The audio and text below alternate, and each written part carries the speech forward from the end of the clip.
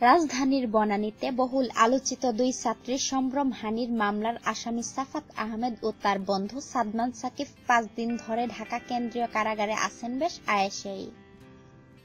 এরই মধ্যে স্বজনদের কেউ তাদের সঙ্গে দেখা করতে না গেলেও আরামে দিন যাপনে তাদের জন্য একদিনেই 70,000 টাকা পাঠানো হয়েছে।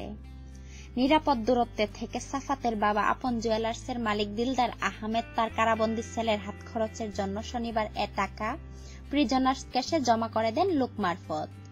তবে দিলদার বা তার স্ত্রী কেউ ছেলেকে দেখতে কেরানীগঞ্জ কেন্দ্রীয় কারাগারে যাননি। গত বৃহস্পতিবার আদালতে 164 ধারায় স্বীকারোক্তিমূলক জবানবন্দি দেওয়ার পর দুজনকে কেন্দ্রীয় কারাগারে পাঠিয়ে দেয়া হয়। কারাগারের ভিআইপি সেল হিসেবে পরিচিত সূর্যমুখী সেলে দিন কাটছে তাদের। বাবার পাঠানো টাকা দিয়ে সাদমানকে নিয়ে সাফাত কারাগারের ভেতরে বেকারি ও রেস্টুরেন্ট থেকে পছন্দমতো খাবার কিনে খাচ্ছেন।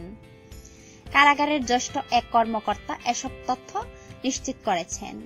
তিনি বলেন, মঙ্গলবার তাদেরকে কাশিমপুর কারাগারে স্থানান্তর করা হতে পারে। ভিডিওটি লাইক দিন এবং বেশি বেশি শেয়ার করে সকলকে জানার সুযোগ করে দিন।